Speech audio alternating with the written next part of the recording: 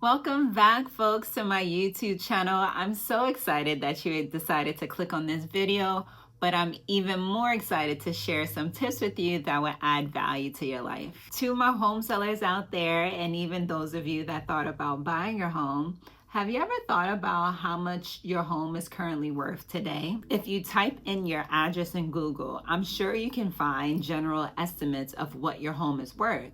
But are they accurate? Or you're considering making home improvements and you want to know which improvements give you the most bang for your buck. Well, today must be your lucky day because I have insights and strategies as to how you can maximize your home's value before it's selling. I'll first explain what it looks like to practically evaluate your home's value in today's market.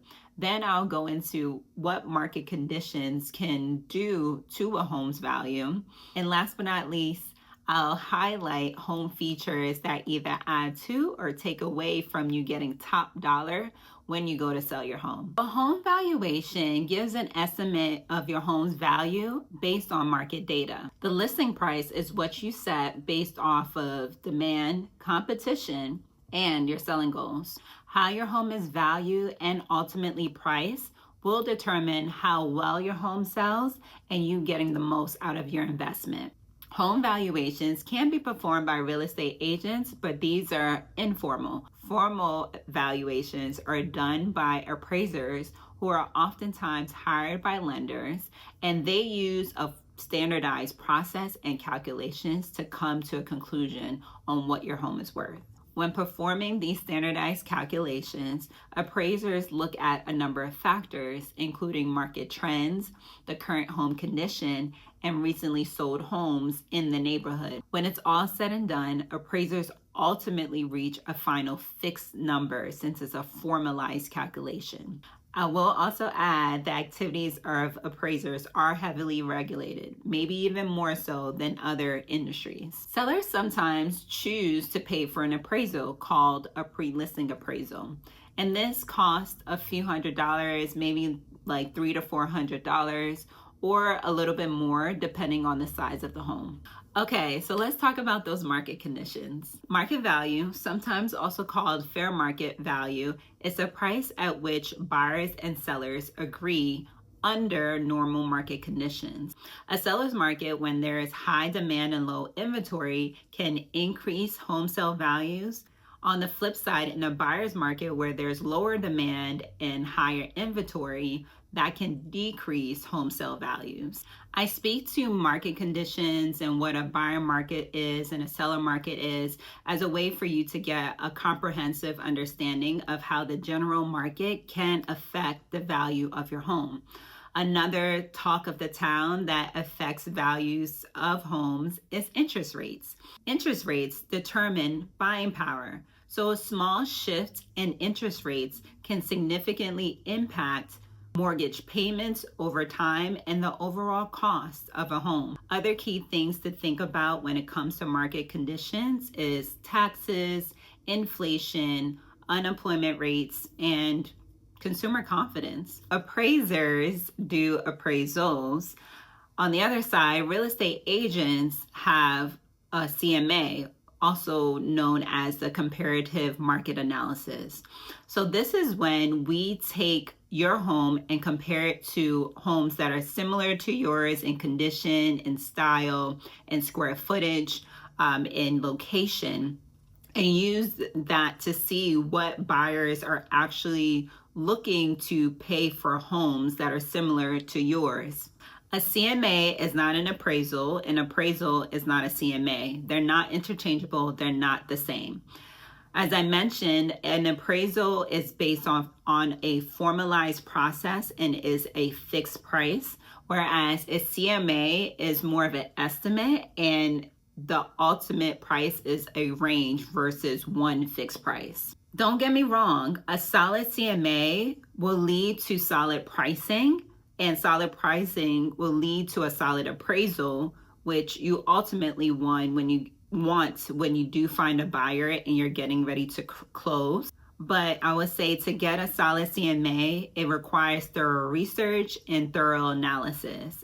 Pricing isn't as straightforward as it seems. Overpricing may lead to your home spending a longer time on the market, fewer offers, having price reductions, and can ultimately decrease the value of your home, which leads to you getting more lowball offers. However, homes that are priced competitively sell faster and for more money. And the last thing I would say about evaluation or valuing your home and the factors that go into it is that I know many of you look at Zillow and Redfin for their estimates on how much your home is worth. And I will highly caution you or highly warn you that you want to take these estimates with a grain of salt, because they don't take into all the factors that lead to the final sales price or a price that will actually get appraised.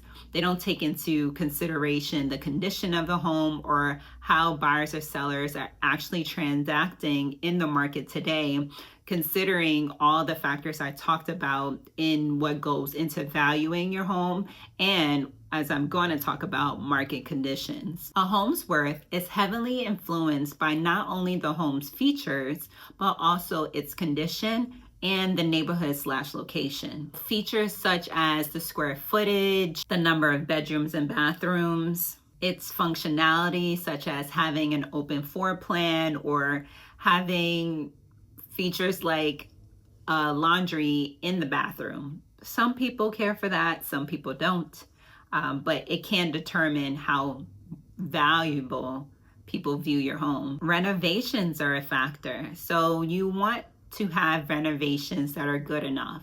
So you don't need to have the top of the line, top quality renovations, and that doesn't always ultimately lead to the most money.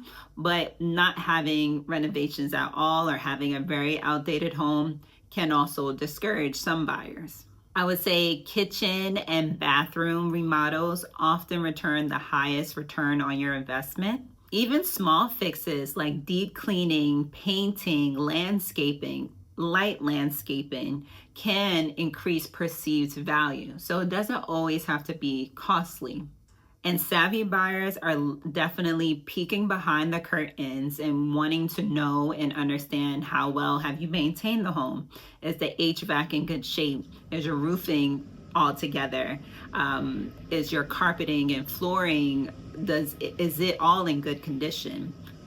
Those are factors to consider. When you think about the neighborhood in itself, quality of schools is a major factor for families, and not only the quality of the school, but the prevalence of private versus public school or even charter schools. Even thinking about revitalization projects, new developments, gentrification, the changing of neighborhoods, those are all factors in homes' values. Oftentimes, revitalization projects can boost home values. I mean, even taking it back and looking at the market conditions, high demand, low supply, that can boost home sale values. In addition, looking at home prices and days on the market. Homes that are on the market for a shorter amount of time and sell fast indicate a booming or a very popular neighborhood, and that can also help to boost sales. And last but not least, local amenities such as parks, gyms, entertainment, restaurants, bike trails, all that definitely are a factor when you consider the neighborhood and the location in itself. Now, in any given moment or season, these factors can fluctuate in a neighborhood. So it's not a constant thing that a neighborhood will stay as a high demand, low supply neighborhood. That might happen for a month, it might happen for a year, but it might not happen for several years. So that's why, yes, it is important to time the market, but timing the market isn't the end all be all. I know that was a lot of information that is tangible, but still can feel a little bit nebulous. So I definitely will recommend you speaking to an advisor to help you distill the information a little bit further. But if you're looking to just get a general estimate of your home or do the valuation in yourself, I would recommend first looking at recent sales in your neighborhood. So look at the homes that were recently sold, what they sold for. That will give you a good starting price for what your home could potentially sell for. You also may want to consider getting multiple opinions. So yes, getting that advice that I suggested, but getting it from multiple people. And you may also want to consider getting a pre-listing appraisal so that you can get a more of a hard number estimate of what your house goes for versus guesstimating or just relying on estimates. Ultimately, the price set is the seller's decision. It's not up to the agent, it's up to the seller. Just know that the price that you set is subject to appraisal, and that's if the buyer is using lending to buy the home. If your buyer is losing cash, you may or may not have the home appraised, although it's highly recommended. A cash buyer may not require that. So keep all that in mind.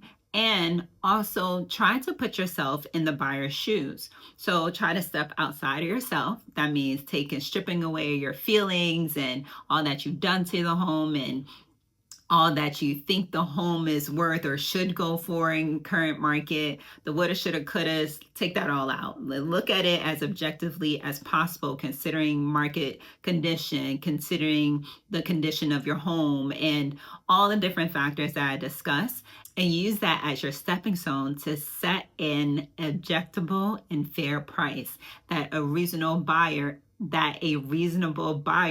is willing to pay for your home. Well, that's all I have for today. I thank you again for taking the time to rock out with me. Don't forget to hit that like and subscribe button, and please check out my other videos, not for me, but for you. If you made it this far, I'm sure I've given you some gems to open up that noggin of yours, and I got more in other videos, so check them out.